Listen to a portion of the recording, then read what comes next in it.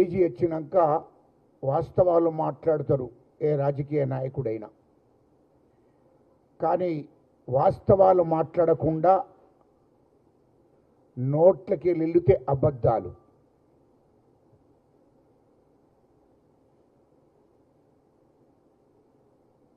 సరే, దయచేసి మీడియా ద్వారా తెలంగాణ ప్రజలకు తెలియజేయవలసిన అవసరం ఉంది. నేను తెలంగాణ ఉద్యమకారునిగా, తెలంగాణ జేసీ చైర్మన్గా, మరి నేను ఇప్పుడు కాంగ్రెస్ పార్టీ నాయకునిగా మాట్లాడడం జరుగుతుంది. ఎందుకంటే అటు జీవన్ రెడ్డి గారు, ఇటు కేసీఆర్ గారు మాట్లాడిన మాటల్లో నాకు గత చరిత్ర ఒకసారి గుర్తుకొచ్చేది. కేసీఆర్ కూడా గతలోకి వెళ్ళిపోయాడు. నాకు కూడా ఒక ఉద్యమకారునిగా గత చరిత్ర గుర్తుకొచ్చింది. కాబట్టి దయచేసి మీడియా కూడా కేసీఆర్ గత చరిత్రకు వెళ్ళాడు, నేను కూడా తెలంగాణ ఉద్యమకారునిగా ఒకసారి నేను కూడా వెళ్ళవలసి వస్తుంది. అది మీకు అందరికి కూడా నేను మీ ద్వారా నేను తెలంగాణ ఉద్యమకారులకు, తెలంగాణ ప్రజలకు తెలియజేయవలసిన అవసరం ఉంది. కాబట్టి మీడియా మిత్రులందరూ కూడా సహకరించాలి. ఎందుకంటే జీవన్ రెడ్డి గారు మరి ఆయన వయసు 77 సంవత్సరాలు. తిన్నింటి ఆస్తాలు లెక్కబెట్టి నువ్వు కేసీఆర్ కాళ్ళు మొక్కితే మొక్కు ఈ వయసులో, లేకుంటే ఆయన ఇంటికాడ పెద్ద పాలరుగా పనిచేయి, మేమద్దరం.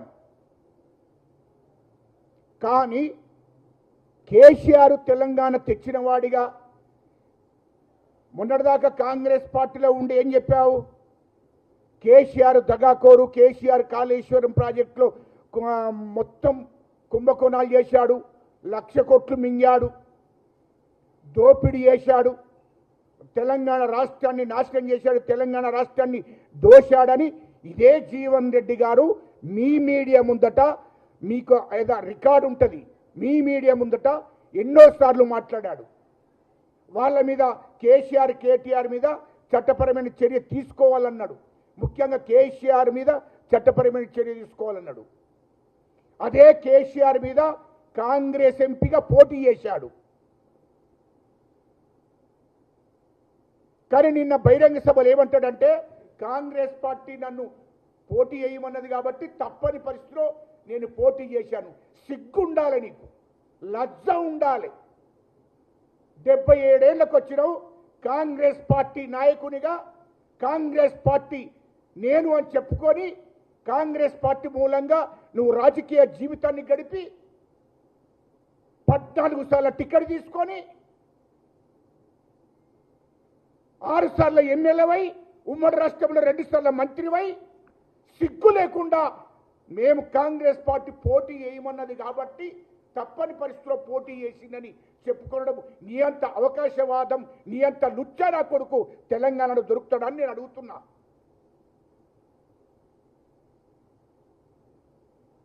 తిన్నింటి ఆశాలు లెక్క పెడతావా? ఇది తిన్నింటి ఆశాలు లెక్క పెడతావా? సిగ్గుండాలి. కాంగ్రెస్ పార్టీ అన్నం పెట్టింది 42 సంవత్సరాలు. ఆఫ్టర్ ఆల్ జీవన్ రెడ్డివి, నీ స్థాయి ఏంటి? జగిత్యాల్లో నీ స్థాయి ఏంటి? నువ్వు పెద్ద తోపుగారి ఉంటే అనుకొని మాట్లాడుతున్నావా కాంగ్రెస్ పార్టీని, మా ముఖ్యమంత్రి గారిని? మాట్లాడే ముందు జాగ్రత్తగా మాట్లాడని నేర్చుకో. 77 ఏళ్ళు వచ్చింది, సిగ్గు లేకుండా నువ్వు కాంగ్రెస్ పార్టీని మోసినవా? కాంగ్రెస్ పార్టీకి ఏం చేసినవో చెప్పు.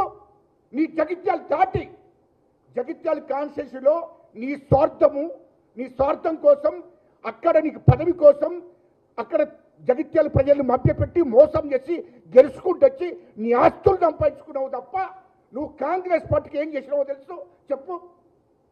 అదే ఉమ్మడి కరీంనగర్ జిల్లాలో నువ్వు ఎక్కడ, నీకు దమ్ముంటే ఒక్కసారి చెప్పు. ఏమైనా కొరట్ల పోయి గెలిపించావా?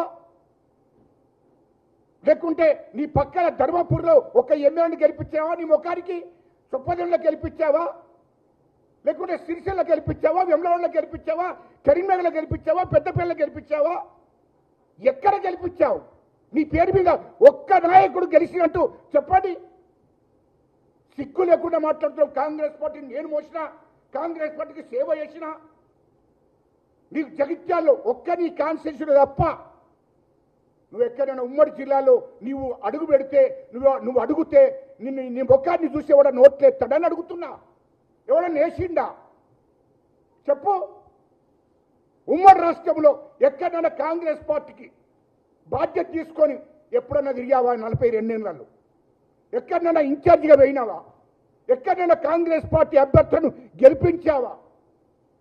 కాంగ్రెస్ పార్టీ కోసం ఎక్కడైనా పాదయాత్ర చేశావా? ఎక్కడైనా ఈ ఉమ్మడి జిల్లాలో కానీ రాష్ట్రంలో కానీ ఎక్కడైనా కాంగ్రెస్ పార్టీని భుజస్కంధాల మీద వేసుకొని ఏమైనా ఖర్చు పెట్టి ఎక్కడైనా తిరిగి కాంగ్రెస్ పార్టీ గెలుపు కోసం పనిచేశావా? అది చెప్పు. సిగ్గు లేకుండా నువ్వు నేను కాంగ్రెస్ పార్టీకి చేసిన, కాంగ్రెస్ పార్టీ ఏం సేవ చేసినావు? ఏం సేవ చేసినావు? మాట్లాడే ముందు జాగ్రత్తగా మాట్లాడాను. నేను అబద్ధాలు మాట్లాడకూడదు. నీ జీవిత చరిత్ర అంతా తెలిసిన వాళ్ళం మేము. నీవు వయసులో పెద్దోడివి అయినా నీ జీవితాన్ని అక్కడ అడిగి తెలుసుకున్నాం. మొత్తం నీ జీవిత చరిత్ర అంతా నువ్వు ఎట్లా మాట్లాడతావు? ఏం మాట్లాడతావు? నీవు కాంగ్రెస్ పార్టీ సేవ చేసినావు, నువ్వు కాంగ్రెస్ పార్టీని కాపాడినావు. నువ్వు కాంగ్రెస్ ఎక్కడ చేసావు చెప్పు. కాంగ్రెస్ పార్టీ నీకు వేసింది 42 సంవత్సరాలు. 42 సంవత్సరాలు పోటీ చేసుకుంటూ వచ్చావు. కాంగ్రెస్ పార్టీ నిన్ను 6 సార్లు ఎమ్మెల్యే వేసేది, ఒకసారి ఎమ్మెల్సీ వేసేది, 2 సార్లు మంత్రిని వేసేది. అరే ఇంకా కాంగ్రెస్ పార్టీకి ఏం చెయ్యాలి? సిగ్గుండాలి మాట్లాడడానికి. మాట్లాడే ముందు జాగ్రత్తగా మాట్లాడాలి. పోనీ నువ్వు ఎమ్మెల్సీగా ఉన్నావు కదా, ఎమ్మెల్సీగా ఉన్నప్పుడు 2023లో ఎమ్మెల్సీగా ఉన్నావు కదా, నీకు సిగ్గుంటే నువ్వు పోటీ చేయకుండా ఉండేటుంటే. ఎందుకంటే నేను ఎమ్మెల్సీగా ఉన్నా కదా, ఇంకో రెడ్డికి ఎమ్మెల్యే, ఇంకో బీసీకి ఎమ్మెల్యే టికెట్ ఇవ్వండి, నేను గెలిపిస్తాను, గెలిపియాలి. ఎంపీ నీకే, ఎమ్మెల్యే నీకే. ఎమ్మెల్సీ ఉండి కూడా మళ్ళీ ఎమ్మెల్యేగా పోటీ చేసినావు 2023లో. ఎందుకు అని అడుగుతున్నా నేను. నీకు కార్యకర్తలకు బాగా వేసింది అంటున్నావు కదా. జగిత్యాల కాన్స్టిట్యూన్సీలో ఏ కార్యకర్తనన్నా రాజకీయంగా ఎదగనిచ్చినవా? ఏ కార్యకర్త కన్నా ఆర్థికంగా సామాజికంగా ఏదన్నా చేసినవా వాళ్లకు చెప్పు. దమ్ముంటే నువ్వు ఎంపీగా పోటీ చేసినప్పుడు మరి జగిత్యాల కాన్స్టిట్యూన్సీలో ఒక కార్యకర్తకు, ఒక బీసీకో రెడ్డికో అవకాశం ఇచ్చి ఎమ్మెల్యేగా పోటీ చేయండి అని చెప్పినావా? చెప్పలేదు. అంతా నీ స్వార్థమే, అంతా నీకే కావాలి పదవులు. ఇవాళ 23లో నువ్వు ఓడిపోయావు. 2018 ఓడిపోయావు. అక్కడ జగిత్యాల కాన్స్టిట్యూన్సీ ప్రజలు అసలు నిన్ను అక్కడి నుంచి తరిమేయాలని తరిమేశారు. సిగ్గుండాలి నీకు మాట్లాడే ముందు. ఇవాళ మా ముఖ్యమంత్రి రేవంత్ రెడ్డి గారిని మాట్లాడుతున్నావు. ఆ హక్కు నీకున్నదని అంటున్నా. సిగ్గుండాలే. మా రేవంత్ రెడ్డి గారు, మా ముఖ్యమంత్రి గారి పిసిసి అధ్యక్షుడు ఉండి 2023లో నువ్వు ఎమ్మెల్యేగా పోటీ చేసేటప్పుడు నీకు భిక్ష పెట్టడంతోనే నువ్వు అక్కడ ఎమ్మెల్యే పోటీ చేసినావు. ₹1 నీ మీద ఖర్చుగా పడకుండా చూసిండు మా ముఖ్యమంత్రి రేవంత్ రెడ్డి గారు. నువ్వు ఎంపీగా పోటీ చేశావు. మా ముఖ్యమంత్రి రేవంత్ రెడ్డి గారు ₹1 నీ మీద బాధ్యత పడకుండా నీకు సపోర్ట్ చేశాడు. సిగ్గుండాలి.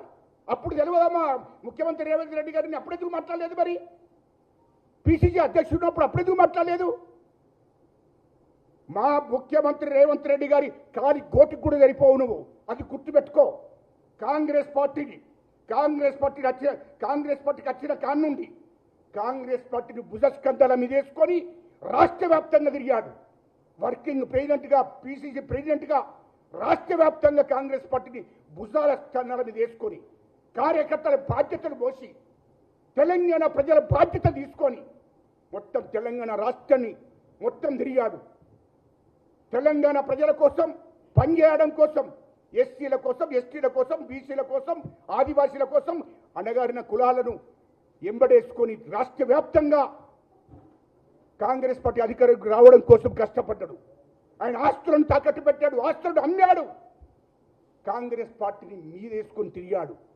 రాహుల్ గాంధీ గారు, సోనియా గాంధీ, ప్రియాంక గాంధీ ఆదేశాల మేరకు రాష్ట్రంలో కాంగ్రెస్ పార్టీ అధికారులకు తీసుకురావాలని నువ్వు చెప్తే అదే పనిగా పెట్టుకొని కష్టపడి జైలుకెళ్ళి లాఠీ దెబ్బల్ని నానా ఇబ్బందులు పడ్డాడు. కుటుంబం నష్టపోయింది, ఆస్తులు నష్టపోయినాయి. అయినా కాంగ్రెస్ పార్టీని అధికారులకు తీసుకురావాలని లక్ష్యం కొద్దీ తెలంగాణ రాష్ట్రం తిరిగి రాష్ట్రంలో కాంగ్రెస్ పార్టీని అధికారులకు తీసుకొచ్చినటువంటి మా ముఖ్యమంత్రి రేవంత్ రెడ్డి గారిని నువ్వు మాట్లాడతావా? ఏంటంటే నువ్వు బాధ్యతలు మోసినావా? సిగ్గుండాలి మాట్లాడడానికి. మాట్లాడే ముందు జాగ్రత్తగా మాట్లాడని నేర్చుకో జీవన్ రెడ్డి గారు. నువ్వు వయసులో పెద్దోను కాబట్టే నేనేం మాట్లాడకుండా వదిలిస్తున్నా. నువ్వేం చేయలేవు. మా ముఖ్యమంత్రి రేవంత్ రెడ్డి గారు ఎంటిక కూడా వీకలేవు నువ్వు, అది చెప్తున్నా మేము. రెండవది ఏమయ్యా నీకు ఇది ఈ విషయాలన్నీ మాట్లాడినావు. ఏమయ్యా నీకు తెలంగాణ ఉద్యమం గురించి జీవన్ రెడ్డి గారు నీకేం తెలుసు? నువ్వు ఏం త్యాగం చేసినావు, ఏం బీకినావని తెలంగాణ ఉద్యమం గురించి మాట్లాడావు. నేను ఇంకోసారి కూడా చెప్తున్నా, కేసీఆర్ కాళ్ళు మొక్కుతావా, ఆయన ఇంటికాడ గేట్ కాడ పాలేరు పని చేసుకో, నాకు సంబంధం లేదు. నువ్వు ఉద్యమం గురించి తెలంగాణ రాష్ట్రం గురించి మాట్లాడే అర్హత హక్కు నీకు లేదు అని అంటున్నా. ఇలా తెలంగాణ ఉద్యమం చేసిన వాళ్ళము 1200 మంది బిడ్డలు ప్రాణత్యాగం చేశారు. వాళ్ళ గురించి మాట్లాడవు నువ్వు. తెలంగాణ ఉద్యమకారుల గురించి మాట్లాడవు. కేసీఆర్ అట పోటుగాడు ఎక్కడో పనిచేసిందట, కేసీఆర్ తెలంగాణ తీసుకొస్తే తెలంగాణ వచ్చినది. నువ్వు అందుకోసమే చెప్తున్నా, తెలంగాణ ఉద్యమకారుల గురించి మాట్లాడకుండా, తెలంగాణ అమరవీరుల గురించి మాట్లాడకుండా, తెలంగాణ కేసీఆర్ తెచ్చింది, కేసీఆర్ తెలంగాణ తెచ్చినాడు అంటే ఆ దొర నువ్వు పటేలు అంటే మీరు తెస్తేనే తెలంగాణ వచ్చినది. నా కొడుకులారా, ఇంకొకసారి తెలంగాణ తెచ్చిందని ఎవడన్నా మాట్లాడితే నాకే గోచేస్తామని చెప్తున్నా. తమాషా చేస్తున్నారా మీరు? అంటే మీ భూస్వాములు, మీ అప్పర్ కాస్ట్ వాళ్ళంతా మేము తెలంగాణ అయితే మేము గాజులు పెట్టుకొని కూర్చున్నామా? ఏం తమాషాలు గిట్ట చేస్తున్నారా? లుచ్చా నా కొడుకులారా. జీవన్ రెడ్డి నీ ఇంట్లో ఎవడని తెచ్చిండా, లేకపోతే కేసీఆర్ ఇంట్లో ఎవడని తెచ్చిండా? కేసీఆర్ ఇంట్లో ఎవడని జైలుకు పోయిందా, లేకపోతే నీ ఇంట్లో ఎవడని జైలుకు పోయిందా? లుచ్చా నా కొడుకులారా, మీరు తెలంగాణ గురించి మాట్లాడే అర్హత మీకున్నదా అని అడుగుతున్నా నేను. మాట్లాడే ముందు జాగ్రత్తగా మాట్లాడాలి. అదేవిధంగా ఇక కేసీఆర్ తెలంగాణ కోసం బాగా త్యాగం చేసిందట. అది అర్థం కాలే. కేసీఆర్ గారు మాట్లాడే ముందు నీ నోట్లో నిన్న మాట్లాడిన మాట మొత్తం నీ ఉపన్యాసం అంతా మేము విన్నాం. కేసీఆర్ గారు నువ్వు మళ్ళీ గత చరిత్రకు పోయినావు. తెలంగాణ ఉద్యమం చేసినప్పుడు మేము ఎక్కడున్నామే మరి? కేసీఆర్ గారు నేను కూడా తెలంగాణ చేసి చైర్మన్గా ఈ రాష్ట్రానికి కీలక పాత్ర వహించిన. కేసీఆర్ నీ గురించి నాకు తెలుసు, నా గురించి నీకు తెలుసు. ఇది నీకు ఈ తెలంగాణ ఇప్పుడున్నటువంటి వాళ్ళకు తెలుసో తెలియదో నాకు తెలియదు, కానీ కేసీఆర్ గారు నా గురించి నీకు తెలుసు, నీ గురించి కూడా నాకు తెలుసు. అది మర్చిపోకు. నీ క్లారిటీగా చెప్తున్నా. తెలంగాణ ఉద్యమం ఎవరు చేశారో నువ్వు చేసినావా? వాస్తవాలు చెప్పు. నీ తల్లి మీద ఒట్టేసి చెప్పు. సిగ్గుండాలి మాట్లాడే ముందు. నువ్వు టీఆర్ఎస్ పార్టీని పెట్టుకునడమే నీ దురరాజ్యం రావడం కోసం పెట్టుకున్నావు. తెలంగాణ ప్రజలను సెంటిమెంట్ను ఉపయోగించుకొని రాష్ట్రంలో అధికారంలోకి రావడం కోసం నువ్వు పెట్టుకున్నావు. ఇయ్యలో తెలుగుదేశం పార్టీ నీకు రాజకీయ భిక్ష పెట్టింది. తెలుగుదేశం పార్టీలో నువ్వు ఉండి